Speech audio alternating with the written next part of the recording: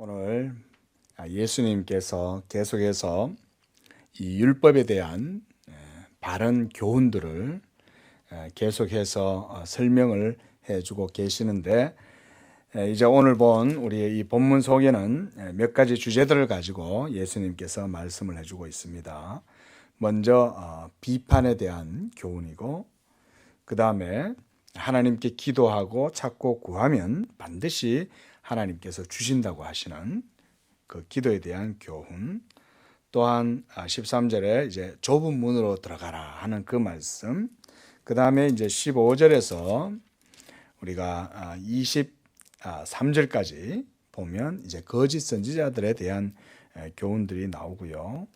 그 다음에 이제 마지막에 예수님의 이러한 율법에 대한 강론이 이제 그 마지막 절에 보면 그 가르치시는 것이 권위 있는 자와 같고 그들의 서기관들과 같지 아니함일러라, 이런 말씀을 볼 때 이 당시 이 유대인들이 주로 이제 예수님을 많이 따라다녔겠죠, 그렇죠?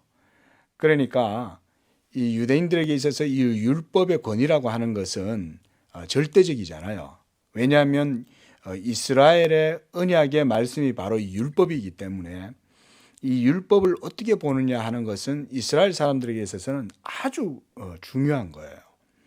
그런데 그동안 계속해서 이제 유대의 역사가 쭉 흐르는 가운데 그들에게 바로 이 바리새인들과 율법 교사들, 서기관들, 이런 사람들이 있었잖아요. 그런데 이런 사람들이 그들의 종교의 지도자들로 역할을 하면서 교사 역할을 하고, 율법 교사, 이 랍비죠, 그죠? 라바이 그러잖아요. 이 랍비들이 그 유대인들의 신앙의 모든 그 이제 해설사들이었잖아요. 그러니까 이 일반 유대인들의 입장에서는 설교를 들을 때 그 바리새인들과 율법 교사들, 서기관들을 통해서, 이 랍비들을 통해서 계속 이 말씀에 대한 전문적인 이해를 받아들일 수밖에 없었는데, 이게 얼마나 참 답답했겠어요, 그렇죠? 이렇게 하는 걸 보니까 맞는 것 같기도 하고 아닌 것 같기도 하고, 말씀은 전하는 거는 같은데 또 삶을 보니까 전혀 또 그 말씀하고는 또 다른 것 같고, 도대체 뭐가 바른 해석인가? 그러면서 아마 그들 마음속에 모르긴 몰라도 유대의 종교 지도자들, 아마 브레인들, 이런 사람들 있잖아요. 이 지식계층들, 이런 사람들에 대한 알게 모르게 마음속에 컴플레인이 많이 있었을 거예요. 이건 중세에도 마찬가지죠, 그죠? 중세 로마 캐톨릭이 중세 1000년 동안 우리가 암흑의 그 시대를 만들었다, 이렇게 말을 하는데요. 그 1000년이라는 세월 동안 그 로마 캐톨릭의 그 교구 밑에 있는 성도들이 있었을 거 아니에요. 그 신자들이 이 주교라든가 이 사제들이 하는 것들을 이렇게 보면서 그들도 마음속에 얼마나 많은 답답함을 가지고 있었겠는가. 그러니까 이게 버글버글 막 이 가마솥에 끓는 기름처럼 막 불불 끓고 있었던 거예요. 근데 거기에 누가 불을 탁 지폈냐면 마틴 루터가 딱 불을 지피기 시작한 거예요. 그러니까 루터가 비텐베르그 성당에 이 99개조 반박문을 딱 박으니까 이게 막 온 유럽에 확산일로로 그냥 요원의 들불처럼 확 일어나가지고 다 타버렸죠. 자, 뭘 보여주냐면 로마 천주교회의 그 가톨릭의 그런 교리나 그들 지도자들의 타락하고 부패한 모습들이라든가 그들의 가르침에 실제히 나 있었겠죠. 얼마나 실제히 났겠어요. 자, 그런 가운데에 오늘 이 유대인들도 그래 따지면 비슷한 심정이 아니었겠나 싶어요. 그런데 예수님께서 우리가 보았던 이 5장에서 7장까지 계속해서 산상보훈을 통해 가지고 율법에 대해서 바르게 해석을 해주시는 거죠. 그러니까 이 당시 유대인들이 듣기에는 아주 이게 정말 신선하게 다가오는 거예요. 그렇죠? 가히 충격적이라도 할 수 있는 거죠. 어떻게 율법에 대해서 저렇게 우리에게 명확하게 알려줄 수 있었을까? 그러니까 오늘 마지막 절에 사람들에 있어서 이제 그 예수님의 가르침이 권위 있는 자와 같고 서기관들과 같지 않았다 이렇게 말하는 거예요. 자, 이렇게 이제 우리가 예수님의 오늘 가르치심의 내용도 한번 좀 보기를 원합니다. 자, 비판하지 말라라고 하는 이 주제가 1절에서 이제 5절까지인데요. 여기서 비판하지 말라 이 말을요, 우리가 문자 그대로 받아들여라 이 말이 아닙니다. 그 우리가 하나님께서 우리에게 지성을 주시고 이 분별력과 이성을 주셨잖아요. 그러면 우리가 당연히 분별하고 뭔가 판단하는 것은 불가피하게 하는 거예요.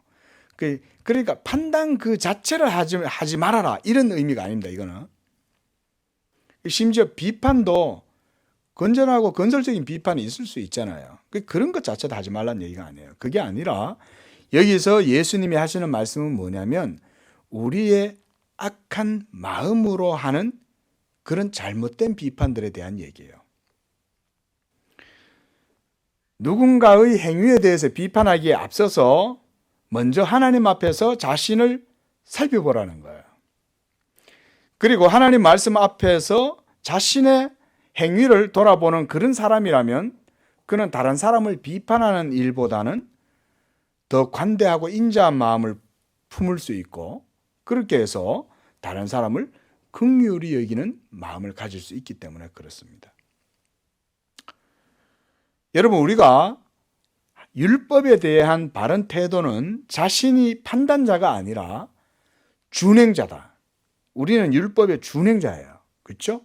하나님이 우리에게 율법을 명하시면 자, 그리고 또 하나는 뭐냐면 우리가 율법을 준행해 보면 뭘 깨닫냐면 우리의 연약함을 항시 깨닫게 된다는 거예요. 이거는 하나님을 사랑하고 경외함으로 하나님의 율법에 더 깊이 천착하고 더 그 말씀에 주의하고 귀를 기울이고 마음을 모으고 딱 살아보면 살아볼수록 자신의 연약함을 더 깊이 깨닫게 돼요. 그러니까 어느 순간 가다 보면은 막 힘드니까 포기하고 싶을 수도 있어요. 아니 내가 어떻게 이 거룩한 율법을 다 지켜 행할 수 있겠냐. 설마 하나님께서 내가 이걸 다 지킬 수 있을 거라고 생각하시진 않겠지. 대충 하지 뭐.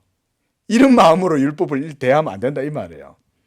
연약함과 부족함을 깨닫는 그 즉시로 우리는 뭘 해야 되냐면 율법을 우리에게 주신 하나님의 은혜와 사랑을 생각해야 된다는 거예요. 자, 우리에게 율법을 주실 때 그건 우리에게 무거운 멍에를 매게 하시려고 주신 게 아니라는 거예요. 도리어 그 율법의 말씀을 쫓아 나아가면서 하나님이 우리의 연약한 성품을 하나님 말씀에 자꾸 날마다 그분 앞에 나아가게 하고 그리고 우리의 연약함을 깨달을수록 하나님의 은혜를 더욱더 의지하라는 거예요. 그러할 때에 바로 예수 믿음에서 우리가 모든 이 율법의 은혜들을 누리게 돼요. 여기까지 나가야 돼요. 우리가 율법에 대한 신앙이 예수 믿는 신앙에서 결코 분리될 수 없다고 늘 강조하잖아요. 그 예수 믿는 사람의 믿음이 가장 좋은 거는 하나님을 사랑함으로 그의 계명이 온전히 삶 가운데 승화가 돼갖고 성령의 인도하심 아래에서 이 하나님의 계명을 따라서 행하는 것이 아주 자유롭게 되는 것. 여기까지 나아가면 그 사람은 온전한 사람이에요. 그러니까 결코 예수 믿는 믿음과 율법을 동떨어진 것으로 하면은 이거는 결코 거기서 신앙의 좋은 열매를 못 맺습니다. 우리가 이걸 분명히 기억해야 됩니다.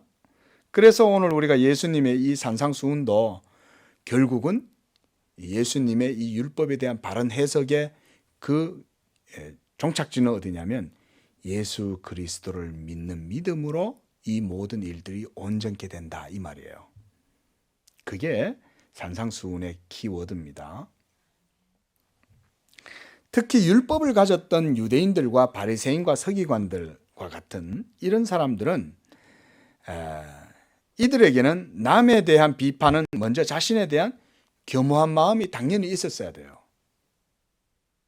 방금 제가 말씀드린 대로 하자면 율법을 하나님께로 받았고 그들에게는 토라 원본도 있었을 거 아니에요. 그렇죠? 그들에게는 언약궤도 있었고 성서도 있었고 눈에 보이는 모든 하나님의 거룩한 그런 예표들이 자기들 눈앞에 다 있었다면 그들만큼 거룩한 사람이 없어야 할 터인데 그렇지 못했던 거예요. 그들이. 왜 그랬을까요? 마음으로 하나님을 경외하고 사랑하지 못했기 때문에 그런 거예요. 여러분, 신앙은 마음으로 하나님을 섬기는 겁니다. 예. 그들은 자기의 눈에 있는 들보는 보지 못하고 상대방의 눈에 있는 티를 더 잘 보고 그것을 빼라고 한다. 주님이 이렇게 3절에 말씀하고 있습니다. 내 눈 속에 있는 들보는 어찌하여 깨닫지 못하느냐. 예. 그러므로 우리에게 가장 가까운 자들을 판단하는 데 있어서 우리가 막 너무 열을 올리거나 남을 비난하고 막 이런 데 있어서 너무 과도하게 하는 것은 그것은 하나님의 마음에 합한 것이 아닙니다. 판단을 하더라도 뭐 해야 되냐면 율법을 우리에게 주신 하나님의 그 은혜와 사랑을 먼저 생각하는 거예요. 막 앙칼지게 막 칼날을 세워가지고 막 이렇게 남 헐뜯기 좋아하고 비난하기 좋아하고 이런 거는 안 된다 이 말씀이죠. 자, 그러므로 주님이 오늘 이 1절에서 5절까지 하시는 이 말씀의 그 교훈은요, 판단 자체를 금하는 게 아니라 다만 우리가 그런 판단들을 하나님의 율법에 의해서 율법에 근거해서 판단을 한다 해도 우리 자신은 율법의 제정자가 아니라는 사실과 우리가 율법의 준행자요, 그리고 그 하나님의 율법 앞에서는 누구를 판단할 때 반드시 나도 그 판단 앞에서 하나님의 율법의 판단도 받을 것이라는 것을 각오를 해야 되는 거예요. 그렇잖아요.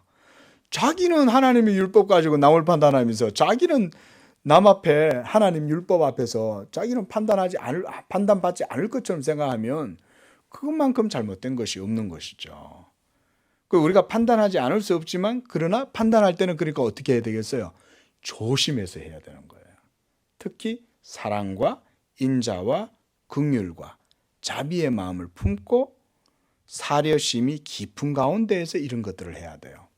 특히 이건 교회에서는 특히 더 중요합니다. 교회에서 우리가 성도들이 많이 생겨나다 보면은 여러 가지 막 같이 부딪히다 보면 어쩌다 보면 시시비비가 일어날 수도 있고 오해도 일어날 수도 있고 서로 이해가 서로 부딪힐 수도 있고 이렇잖아요. 그렇죠? 그런데 그럴 때마다 우리가 항상 하나님의 말씀에 기준으로 해서 판단을 하되 항상 우리가 사랑과 자비의 마음을 품고 해야 돼요. 그 교회에서 그래서 우리가 권징이라는 게 있습니다. 권징이란 뭐냐면 잘못한 것에 대해서는 징계를 내리고 또 좋은 일들, 덕스러운 일들은 권하고 이렇게 하는 거예요. 근데 이런 권징이 교회 내에 없을 수가 없어요. 왜냐하면 이 신앙의 질서를 지켜야 되기 때문에. 그러나 그런 것들도 우리가 할 때 매우 조심해서 사랑하는 마음으로 해야 됩니다. 그러니까 쳐내는 걸 목적으로 하면 안 돼요. 그죠? 이런 게 이제 오늘날 정치에서 이렇게 주로 많이 쓰잖아요. 그죠? 법을 이용해서 정치적으로 상대방을 자기의 논적이나 정치적인 대적자를 제거할 때 그런 식으로 하는 것. 매우 악한 거죠. 특히 교회 내에서는 그런 게 있으면 안 됩니다. 자, 6절에서는 거룩한 것과 진주를 개와 돼지에게 던지지 말라는 말씀에서 여기에서 보면 이 개하고 돼지는 어떤 사람들이냐면 이 하나님의 그 영광이나 하나님의 진리와 복음에 대해서 의도적이고 고의적으로 거역하고 회방하고 막 이런 사람들. 그리고 여기서 거룩한 것이란 뭘까요? 그러면 바로 한마디로 말하면 복음이라고 할 수 있어요. 하나님이 우리에게 주신 가장 귀한 보화가 복음이거든요. 이 복음의 진리를 개하고 돼지에게 던지지 말라는 거예요. 개와 돼지는 이 진리의 보화를 그들의 추잡한 욕망과 어그러진 양심으로 무시하고 도리어 하나님을 고의로 모욕하고 그들의 불신앙의 깊은 병이 치료가 불가능할 정도에 이르러 있는 그런 사람들, 바로 이런 사람들을 말하는 겁니다. 그렇지만 우리가 모든 사람에게는 다 구별 없이 복음을 먼저 전해야 되겠죠. 그렇지만 가령 예를 들어서 이런 사람도 있어요. 이단들. 교회 내에서도 이단에 빠진 사람들이 있어요. 그 교회 잘 다니다가 어떻게 밖에 돌아다니다 무슨 어디 성경 공부한다 이래가지고 그거 가가지고 성경 공부하고 와갖고는 그때부터 이상한 말을 자꾸 하기 시작하는 거예요.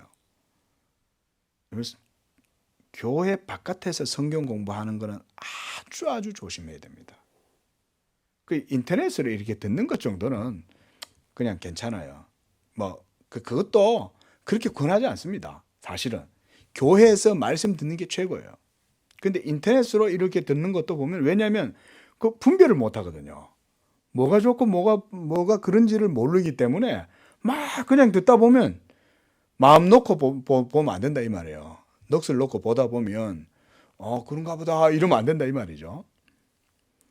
근데 예전에도 보면은 막 어디 성경 공부한다고, 우리 성경 공부 뭐 말하 이러니까 성경 공부를 한다니까 그거 가는 거예요.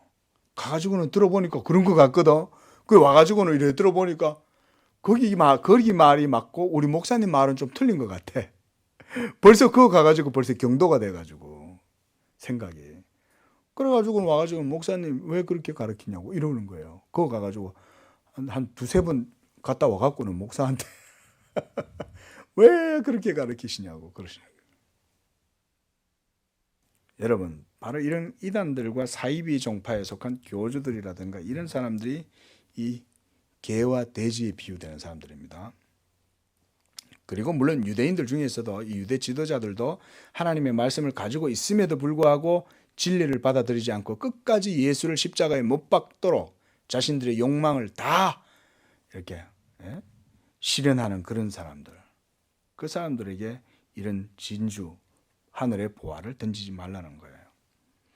자, 그 다음 7절에서 12절까지 보면 여기서 예수님이 세 가지의 비유를 가지고 말씀을 해요. 첫 번째로 구하고, 두 번째로 찾고, 그 다음 문을 두드려라 이렇게 말씀하고 있습니다. 이렇게 세 가지를 이렇게 표현하는 것은 뭐냐면 기도하는 사람들에게 있어서 강조를 해주고 그래서 확신을 주시기 위함이에요. 하나님께서는 우리의 기도를 들으시고 그리고 우리의 기도가 결코 헛되지 않을 것이라고 분명히 이렇게 말씀을 하고 계시는 거예요. 믿으시기 바랍니다. 예수 믿기 시작하면 무슨 훈련부터 해야 되냐면 기도 훈련부터 해야 돼요.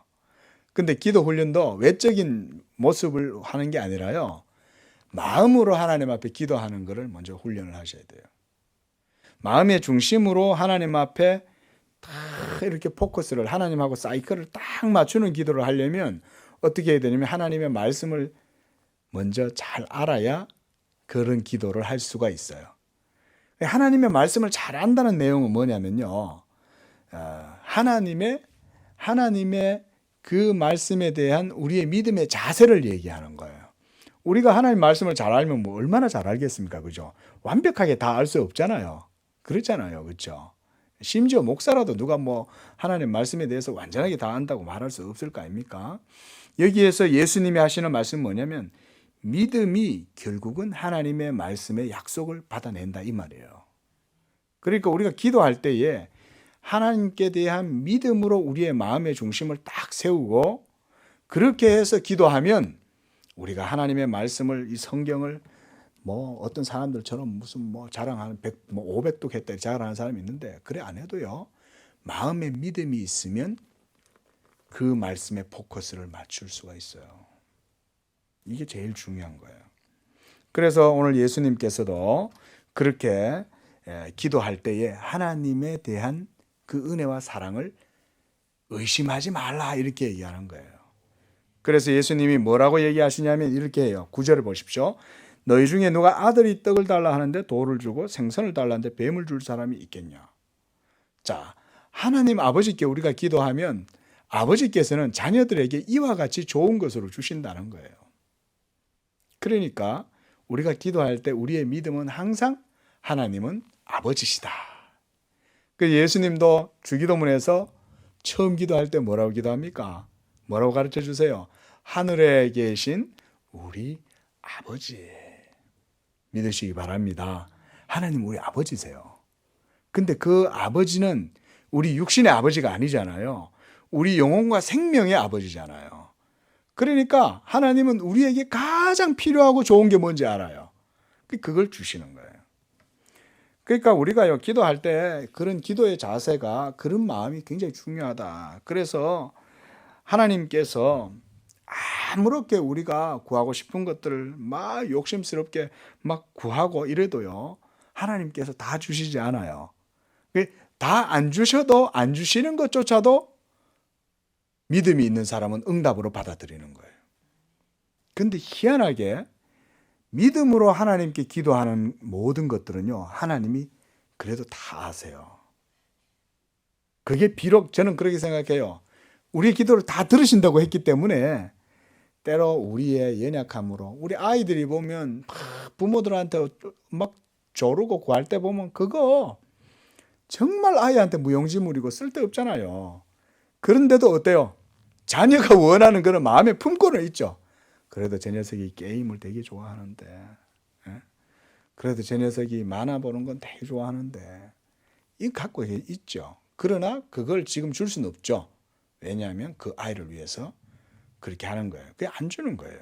그 기도도 마찬가지입니다. 우리가 정말로 성숙한 기도를 하나님께 드릴 때는 믿음으로 하나님을 경외하고 하나님께 영광을 돌리는 마음을 품고 기도할 때예요. 그게 진짜 믿음이죠. 내 것을 위해서가 아니라 하나님의 것을 위하여 제가 기도합니다. 여러분, 이렇게 포커스를 딱 찍어놓고 기도하면 우리의 기도는 안전할 수 있겠죠. 막 중언부언하지 않고 허탄한 것들 구하지 않고 하나님의 마음에 맞추어서 사이클을 딱 맞춰서 기도하면, 여러분, 그럼 하나님 응답하세요. 해보세요. 하시나, 하나님이 하나하나. 옛날에 그런 분이 있었어요. 하나님이 내 기도를 들어주시는가 안 들어주시는가 한번 내가 한번 다이어그램을 한번 해보고 통계표를 한번 내보자, 이러면서 이 사람이 적고 막 이렇게. 여러분, 하나님은요, 선하시고 그리고 그분의 의로우심과 그분의 사랑에 상응하는 것으로 우리에게 응답하시는 줄로 믿습니다. 그러므로 우리가 하나님께 기도할 때 하나님의 뜻 아래에서 기도하는 법을 우리가 익혀야 돼요. 이게 경건한 기도의 훈련입니다. 자, 그 다음 13절부터 이제 14절 말씀에 보면 거기에 좁은 문으로 들어가라, 이렇게 말씀합니다. 이때 좁은 문은 뭐냐면, 이 세상 사람들이 모두 육적인 것들을 따라서 살아가지만 좁은 문으로 들어가는 사람들은 육적인 것을 구하지 않고 영적인 것, 하늘에 속한 진리를 쫓아서 살아간다는 의미예요. 그걸 우리가 신약적인 표현으로 딱 말하면 복음의 진리를 따라서 산다는 거예요. 복음의 진리를. 왜냐하면 세상은 이 복음을 우습게 여기고 부끄럽게 여기고 이 복음을 수치스럽게 여기거든요. 그 경멸해요, 복음을. 왜 경멸하냐? 뭐 은혜야, 은혜는. 사람이 자기 힘으로 자수성가하고 자기 노력과 자기 수고를 통해서 뭔가 일을 이루어서 그렇게 해야지. 맞죠? 그 자체로 봤을 때는 틀린 게 아니에요. 그런데 구원의 문제에 있어서, 의의 문제에 있어서, 생명의 문제에 있어서, 진리의 문제에 있어서는 그 정도 수준에서는 논할 수가 없어요. 여러분, 우리가 어떻게 진리로 말미암아 생명과 의를 얻을 수 있겠어요? 사람이 선행으로, 사람의 노력으로, 사람의 수고와 사람의 권력과 돈과 부귀와 명예와 지혜로 이런 하나님의 진리에 속한 생명과 의를 얻을 수 있냐? 얻을 수 없어요. 그래서 이 세상은 복음을 부끄러워하는 거예요. 복음을 멸시하고 복음을 조롱하는 거예요. 예수 믿으라는 말 속에 그게 다 포함되어 있어요. 그러나 우리 성도들은 이 복음을 자랑해야 하는 줄로 믿습니다. 복음을 자랑해야 돼요. 왜냐하면 그 복음 안에 생명과 진리가 있기 때문에 그래요. 예수께서 십자가에서 못 박혀 죽으심은 그가 연약하심으로 죽으신 게 아니에요. 그가 스스로 우리를 대신해서 그 자리에 서신 거예요. 우리에게 생명과 의를 주시려고.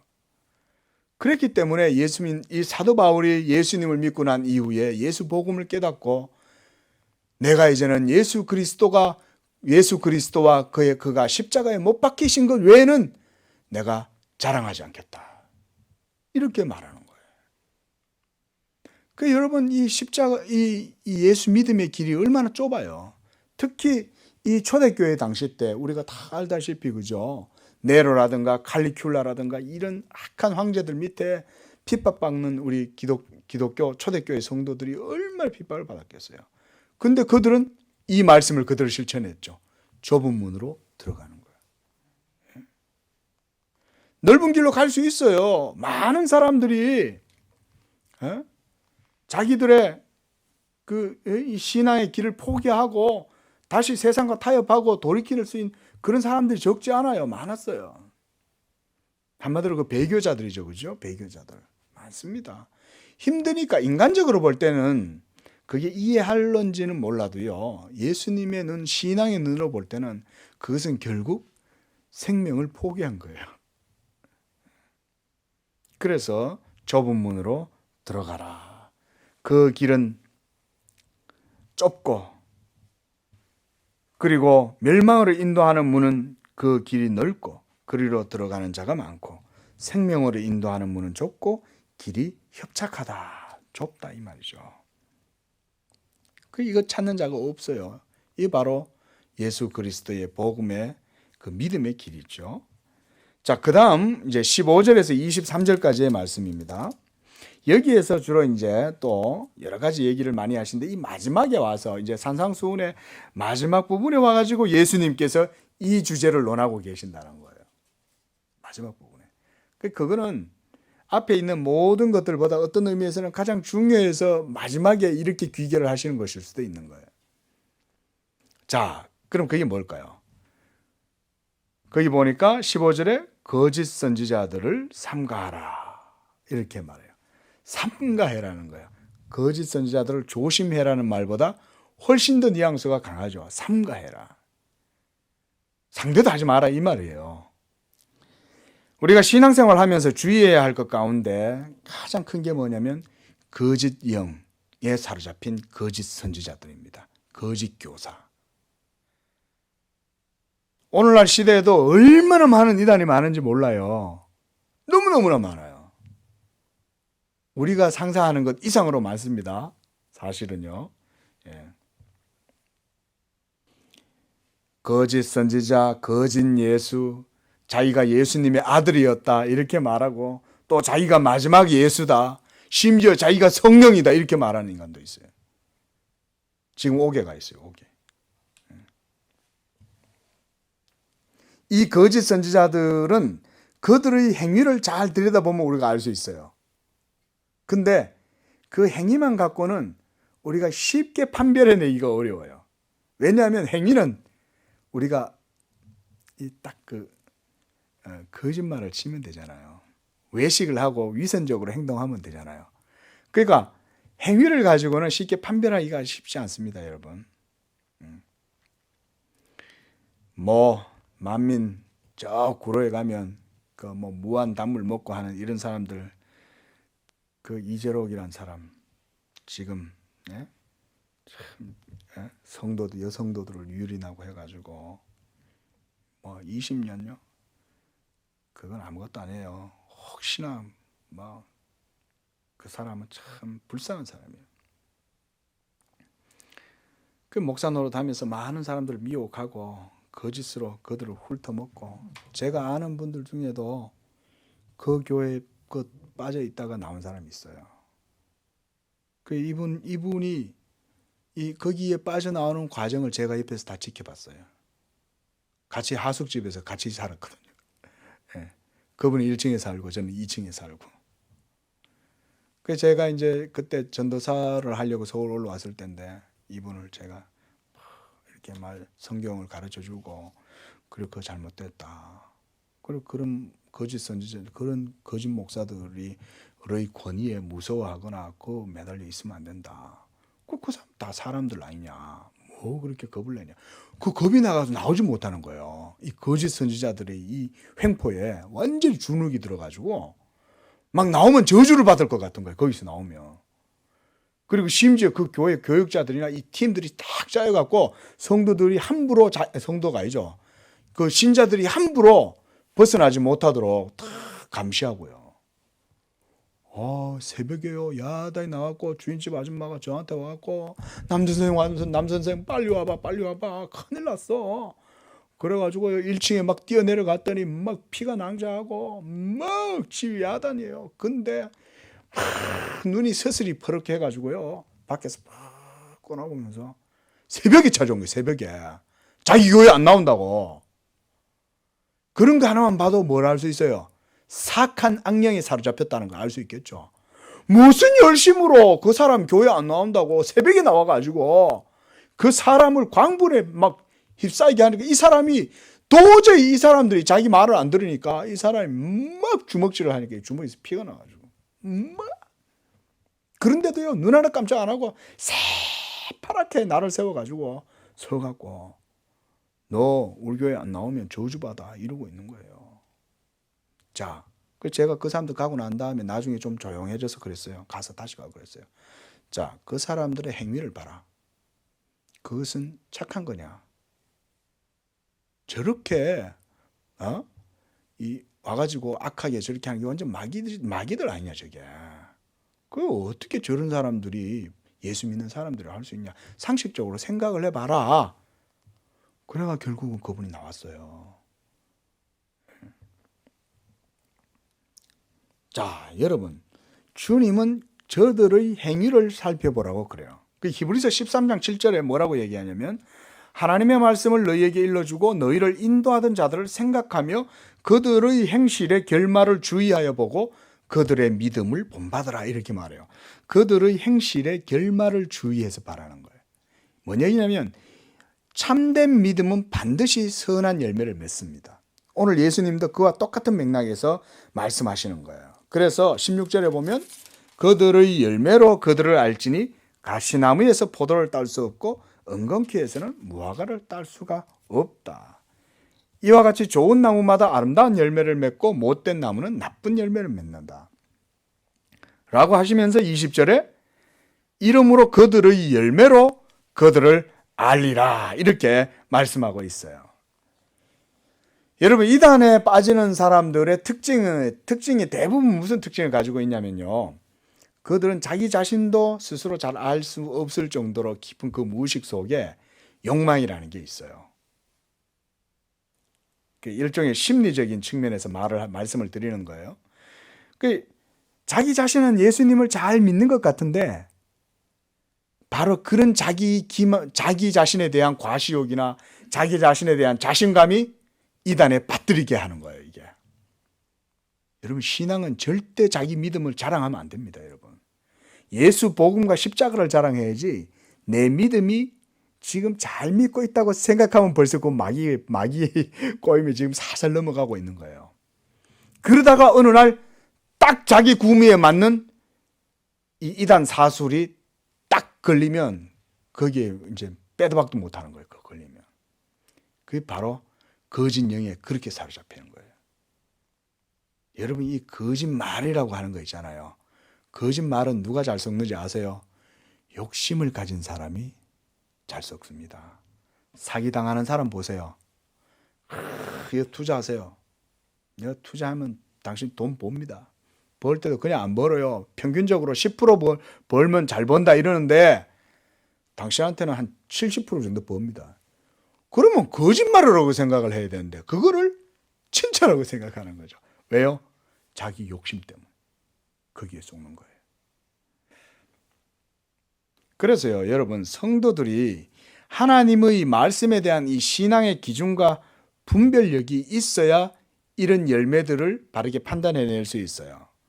거짓 선지자들의 행동은 그냥 상식적으로 이 수준으로 생각만 해봐도 사실은 그들의 외면적인 행동을 보면 도덕적 수준 정도에서 누구나 분별이 가능해요. 그런데도 불구하고 심지어 보면 어떤 막 우리가 이 매스컴 같은 데서 보면 온갖 목사가 추악한 짓을 추잡한 짓을 입에 담기도 어려운 짓을 해놓은데도 그 교회 다니잖아요. 저는 나중에 정말 그게 참 이게 어떻게 보면 이게 상식적으로 이해가 안 되잖아요. 어떻게 저런 목사가 있는데 그렇게 할까?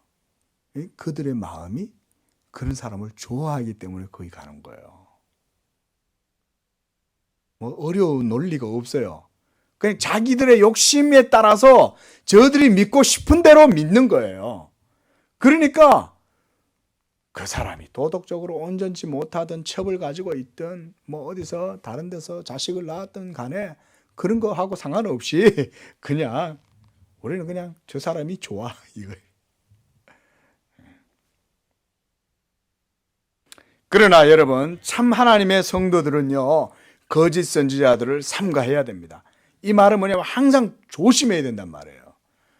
그 조심해야 된다는 말은 항상 그들의 마음을 어디에 두냐면 하나님의 말씀에다가 딱 맞추고 있기 때문에 조심하는 거예요. 하나님 말씀에 맞지 않으면 거짓 목사는 언제든지 우리가 여러분 쳐낼 수 있어요. 이런 말 하는 사람이 이제 목사한테 대항하면 저주받는다. 아니요, 여러분. 물론 조건은 있어요. 뭐냐면 하나님의 말씀을 바르게 전하지 않는 목사. 오늘 여기처럼 거짓 선지자들 이런 경우에는요 단호하게 여러분 척결해야 됩니다. 단호하게요. 예? 여러분 목사 막 했다고 해서 저주 안 받아요. 예? 물론 복음을 전하는 목사를 얘기하는 게 아닙니다. 복음을 전하는 목사는 하나님의 종인데 하나님의 종을 쳐내면 안 되죠. 그 얘기가 아니라 이렇게 거짓 이단 사술 같은 걸로 교훈으로 성도들을 미혹하고 이렇게 하는 것에 대해서 얘기하는 거예요. 그래서 우리는 쉴 새 없이 공격해오는 이러한 사탄을 저항할 수 있도록 하기 위해서 우리의 신앙을 무장해야 된다. 무장해야 된다. 여러분 이렇게 보면 어려서부터 말씀 교육을 잘 받은 사람들은요. 다 이 예리한 영적 분별력을 가지고 있습니다. 그래가지고 딱 어느 순간 이상한 교훈을 딱 듣고 이상한 설교를 하잖아요. 그럼 딱 들으면 대본 알아요. 이런 사람들은. 이상하다. 뭐 조직신학적으로 교리적으로 이렇게 분별을 안 해도 어려서부터 계속 말씀에 훈련이 되어 있기 때문에 그걸 기준으로 딱 들어보면 대본 아는 거예요. 벌써 직관적으로. 이상하다. 이렇게. 그 정도 될 때까지 훈련하셔야 됩니다. 우리 성도님들. 예. 그리고 또 성경은 뭐라고 얘기하냐면요. 요한일서 4장 1절에 보면 사랑하는 자들아 영을 다 믿지 마라 이렇게 말해요. 그리고 오직 영들이 하나님께 속하였나 분별해라. 많은 거짓 선지자가 세상에 나왔습니다 이렇게 말해요. 그러니까 영을 분별하려면 뭐가 있어야 되겠습니까? 우리한테? 분별의 능력이 있어야 되겠죠. 그 분별의 능력과 기준은 뭐겠습니까? 하나님의 말씀이죠. 하나님의 말씀이 없으면 영분별 못합니다. 그래서 예수님께서는 20절에 그들의 열매로 그들을 알리라 이렇게 말씀합니다. 여기에서요 열매라고 하는 말은 그 행실의 결말이라고도 볼 수 있겠지만 이것은 어떤 의미에서는 약간 부차적인 겁니다. 왜냐하면 앞서 말씀드렸죠. 행위로 그 사람의 옳고 그름을 판별해내기는 어려워요. 행위로. 목사님들도 다 여러분 젠틀맨이고 교양미 넘치고 그런 사람만 있는 거 아니에요. 어떨 때 보면 탁발 수도승 같이 막 개걸스럽고 막 이런 사람도 있어요. 그런데 그들의 속에 하나님에 대한 사랑과 경외심과 진리에 대한 바른 교훈이 그 속에 있느냐 이게 더 중요합니다. 그러니까 여러분 오늘날 우리 성도님들이 너무 도덕적인 관념이 신앙의 전부이냐 이래 생각을 해서 겉으로 목사님들이 겉으로 드러나는 번지르한 것들만 있으면 목소리도 되게 이렇게 아주 이렇게 매너 있어 보이고 막 도시의 세련된 목소리 있잖아요. 저같이 이렇게 허스키한 보이스 말고 예? 목소리도 성도님 이러면 또 얼마나 또 예? 또 옷도 세련되게 입고 말이죠. 또 인품도 얼마나 교양이 있는 것 같은지 몰라요.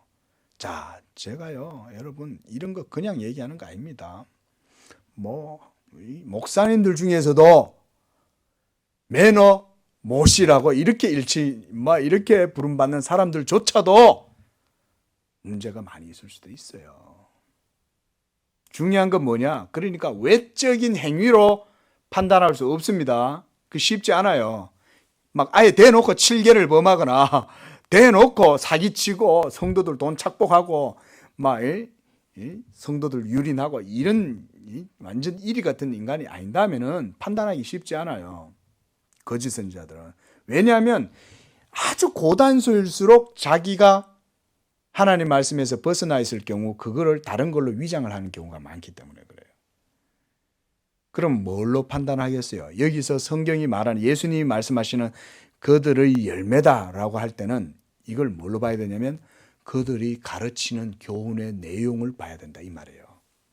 영분별의 방법은요, 헛된 자기 과신에 빠지지 않는 가운데에서 진정으로 자기 자신을 하나님 앞에서 내려놓고 자기 자신을 부인할 수 있는 사람, 그리고 자신의 지도에 자기 자신을 내어 맡길 때에 분별의 영을 따르지 않게 되는 거예요.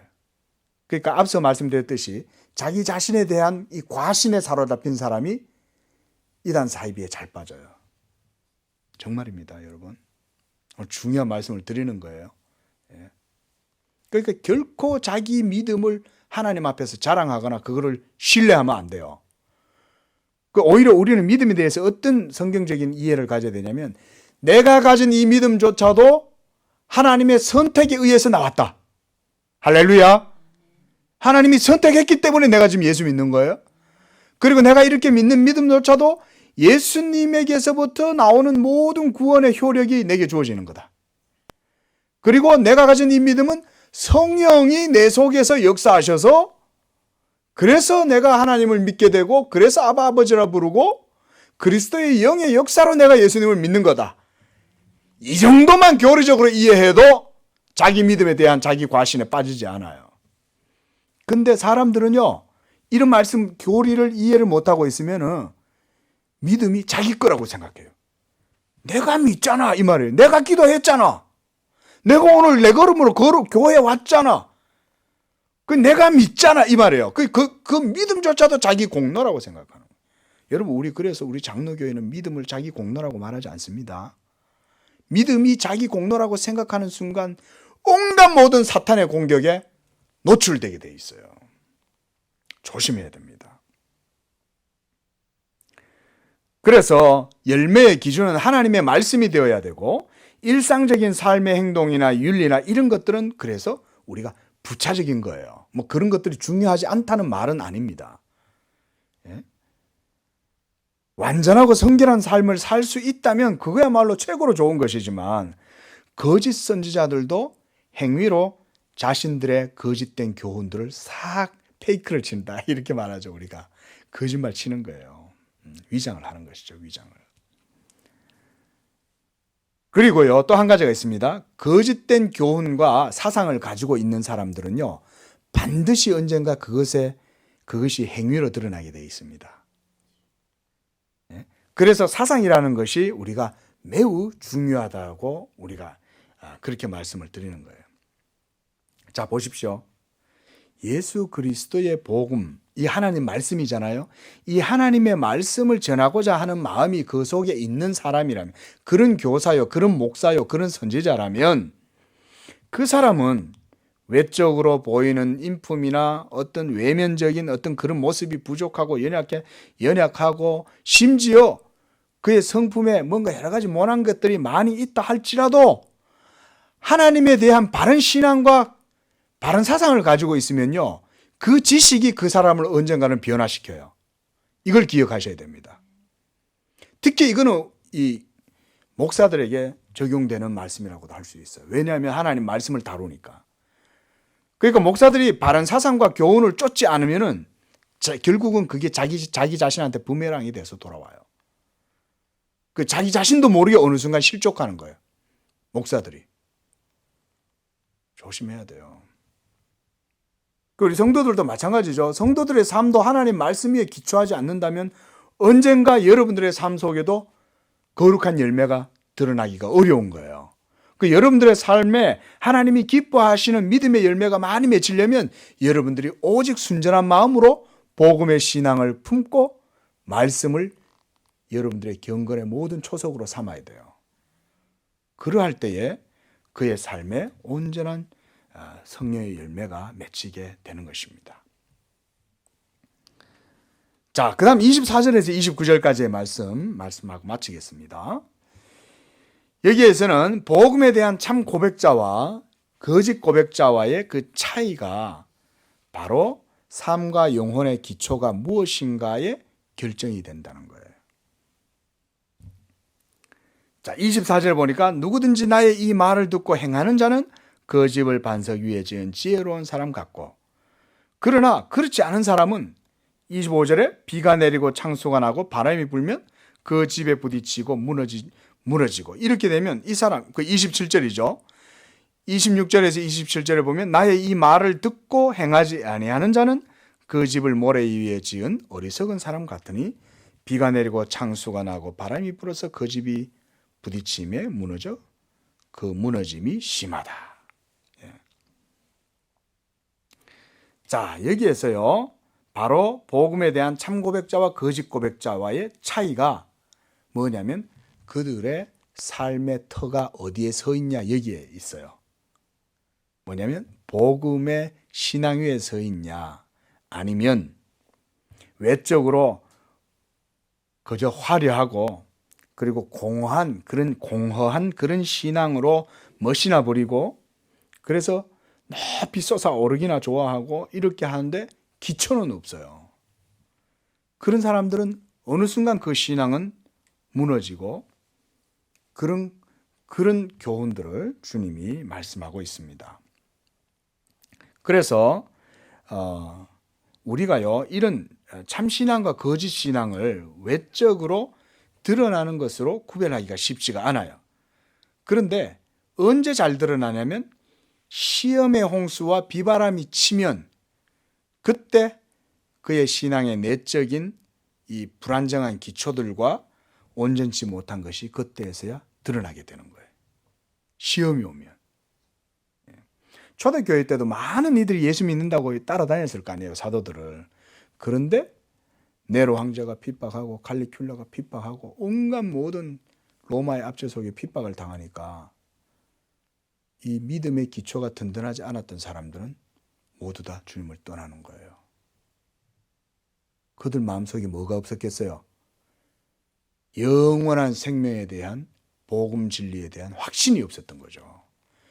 여러분, 사자굴에 내어 던져도 거기서도 찬양할 수 있는 사람들은 어떤 확신이 있었겠어요?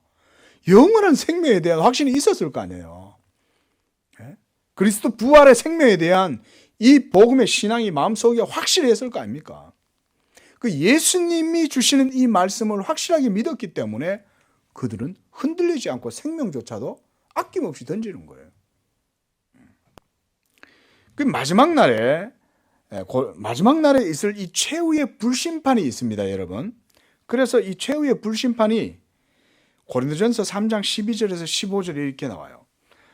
만일 누구든지 금이나 은이나 보석이나 나무나 풀이나 지푸로 이 터 위에 세우면 그 사람의 공력이 나타날 터인데 그날이 공력을 밝히리니 이는 불로 나타내고 그 불이 각 사람의 공력이 어떠한 것을 시험할 것이다, 이렇게 말해요. 이 고린도전서 3장 12절에부터 나오는 내용이에요. 그리고 만일 누구든지 그 위에 세운 공력이 그대로 있으면 상을 받고 누구든지 그 공력이 불타면 해를 받으리니, 이렇게 말해요.